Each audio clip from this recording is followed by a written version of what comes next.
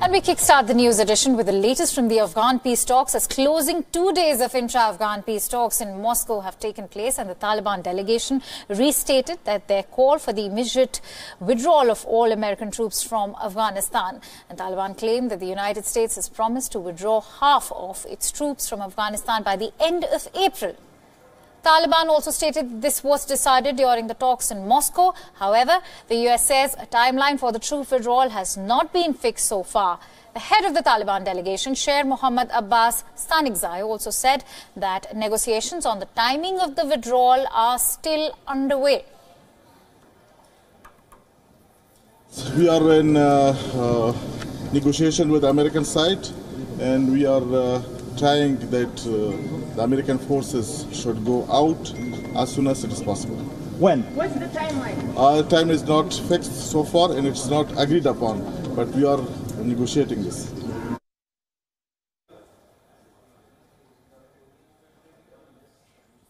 The deputy leader of the Taliban delegation, Abdul Salam Hanafi, added that the United States and the Taliban will each create a technical committee that will work on a timeline for the withdrawal of the remaining troops. Taliban said that while US agreed to eventually withdraw all its troops from Afghanistan, Taliban agreed to not use the Afghan soil as a base for attacks on the US. Taliban also stated that they do not recognize the Ghani government. از اول ماه فوریه تا اخیر ماه آپریل میبرند و باقی مانده دیگه نیروهای دیگه از او به وقت نزدیک کمیته های تکنیکی با هم میشینن، یک تقسیم اوقات را برای از اونها تعیین میسازند، بعدا مطابق تقسیم اوقات با نیروهای باقی مانده نیز میبرند. The United States, on the other hand, denied an immediate troop withdrawal. U.S. Special Representative for Afghanistan Reconciliation, Zalmay Khalilzad, tweeted, and I quote, "In recent days, I have heard some individual Taliban officials claim we have a troop withdrawal timetable for Afghanistan. Today, they correctly retracted that claim. To be clear, no troop withdrawal timetable exists." Now, the joint declaration released after the Moscow talks states that all parties agreed on basic principles, which included respect for Islamic principles in all areas. The parties in Moscow also agreed that next peace process meeting would be held in Qatar. The principal issues and wishes were peace, stability, and Afghanistan free of foreign forces, and Afghanistan free of intervention from any side. A sovereign Afghanistan, a progressive Afghanistan, an Afghanistan in which women and men together would educate and work for its future. All sides, from the Islamic movement of the Taliban to all other Afghans from all walks of life and political parties. The end result was the statement that was issued today in consensus almost. There was no opposition. We are happy with the outcome of the meeting. And to bring us more details on the issue of peace talks, I'm now joined in by Pakistan Bureau Chief Anas Malik. Anas, a very good morning to you. Now, the Moscow declaration seems to be a step in the right direction, but the timeline of the US troop withdrawal is appearing to be the bone of contention, as a member of the Taliban delegation stated a time frame between February and April earlier, which was committed by the US, according to him, which surprisingly again has been contradicted by the Taliban political head and the US Special Representative Zalmay Khalilzad. Why this confusion? Well, the earlier statement that came in, Akansha, about the US withdrawal, troop withdrawal, it came from the office of Zabiullah Mujahid. Now, Zabiullah Mujahid he's a spokesperson of the Afghan Taliban. He's a chief spokesperson, but he has a team, and we believe that about 4 people are working under the pseudonym of Zabiullah Mujahid, who claim to be the spokesperson. He was not directly part of the talks that were held in Qatar. Yesterday, Sohail Shaheen, in fact, Abbas Stanikzai, Sher Mohammad Abbas Stanikzai, who was was the former head of the political office, currently the deputy lead under Mullah Abdul Ghani brother, who are negotiating with the US, and Sohail Shaheen, who is the spokesperson of the political office. He very clearly came out and he said that no timeline for the troop withdrawal has been agreed upon, though it is understood that since US had earlier announced that they would be withdrawing about 50% of their troops in April. So if at all it happens, it will be a goodwill gesture. I quote Sohail Shaheen over here, and he said that the Afghan Taliban and the US government jointly have formed a working group which will start working in the upcoming next days, 9 days now, and they will be formulating a timeline of the troop withdrawal. Once they come up with the proposal, that would be tabled in the Taliban talks at the Qatar office, the Taliban US delegation level talks, and then perhaps they can formulate something concrete with regards to the troop withdrawal. Yes, Akansha. All right. Also, Anas, the Taliban is listing out its conditions for peace. Since also the current government, the current Afghan government has already dismissed these talks, what happens to the Ghani government, especially with US Taliban working groups set to kick into action in the next 10 days?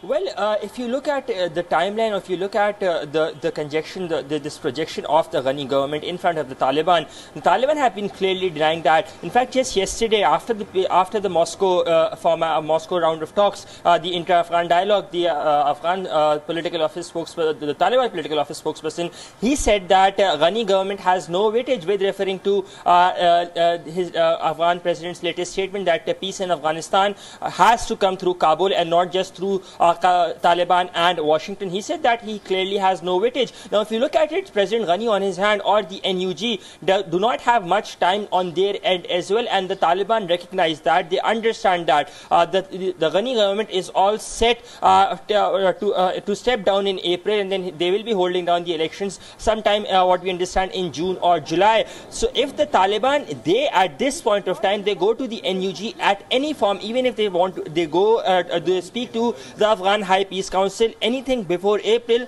they understand that it's a win-win for our President Ghani, and the reason they have been resisting that. And what we understand, what we can confirm, that Taliban would be pushing the ceasefire at least until April, until President Ghani is out of power. Now, if you look at the timeline, there has been something that has been very interesting. Hamid Karzai's camp, particularly Hanif Atmar, who is a candidate for the presidential elections, who has been backed by Hamid Karzai, he has now changed his tone. He said that if the elections are delayed, he will be having no issues with that. In fact, he will not be opposing it either, something that he had not been doing that. So if at all, because what we understand that once the Ghani government goes out, when they complete their tenure, then there would be an interim government that would be coming in, so and Taliban would be having a major say in that. The reason they don't want to that will bring us to April, of course. That means that April is going to be the month which is going to be very crucial in this entire dynamics when it comes to Afghanistan and the US. But it's important to note Pakistan's role. You know, United States skepticism over Pakistan's role still prevails, as US Commander of the US Central Command, General Votel, just a day ago stated at a congressional hearing that Pakistan's actions are frustrating US efforts in Afghanistan. What is your take on this? Well, clearly, what we understand is that General Joseph Votel was referring to the Taliban Shura in Quetta and Peshawar. We saw the arrest of Hafiz Mohibullah, senior leader of the Peshawar Shura of the Afghan Taliban. When the Afghan Taliban had refused to talk to the US, he was briefly detained for about 8 to 9 hours. We saw a hard-hitting statement coming in from the Afghan Taliban as well, without naming Pakistan, condemning this act, and said that any such acts would further lead to the peace talks being put at a halt abruptly. So it was a clear-cut statement from the Afghan Taliban. But what we understand is because the US side, when Zalmay Khalilzad was in Islamabad just last month, from 17th till the 21st of January, he was due to meet the Afghan Taliban. A 14-member Afghan Taliban delegation had committed to coming to Islamabad. They were to sit down alongside an 8-member US delegation here in Islamabad. The meeting was scheduled to happen on the 18th of January. There was a proper list of list that had been exchanged of the delegates from either of the sides. Pakistan had to sit, Saudi Arabia had to sit, Qatar had to sit. But the thaw came in when Zalmay Khalilzad's statement in Kabul came that if Taliban want to fight, we're ready to fight. And that is when the Afghan Taliban had backtracked and they clearly said no, that we will not be coming to Islamabad, we will not be holding any negotiations. So that is perhaps what General Joseph Votel has been referring to. Remember, he was recently in Islamabad as well, about 3 weeks ago. He met the Pakistani army chief and he was appreciating Pakistan's efforts. But by and large, US still thinks that Pakistan has its influence over Taliban, something the Taliban has been trying to negate time and again. Yes, Akansha. On a last note, before I quickly wrap it, as US makes an exit from Afghanistan, it's important to talk about how Russia is actually looking to step in as far as Afghanistan is concerned.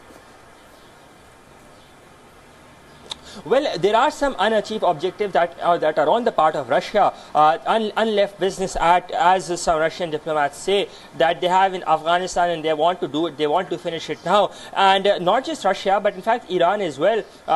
Remember, Russia and Iran were taking confirmed. In fact, recently when Zamir Kabulov, the Russian president's special envoy on Afghanistan, while he was in Pakistan, he said that Russia was not in an immediate favor of a troop withdrawal, because that would lead to turmoil and political instability that might just lead to civil war. So by and large, the Russian interest has to do a lot with it dates back to a lot in history when to the Afghan jihad as well, when unfortunately the USSR was disbanded and Pakistan's ISI, or General Hamid Gul, the late chief of the Pakistani top intelligence agency, he had been chest thumping about it that Pakistan, with the help of Afghan Taliban, they disbanded the USSR.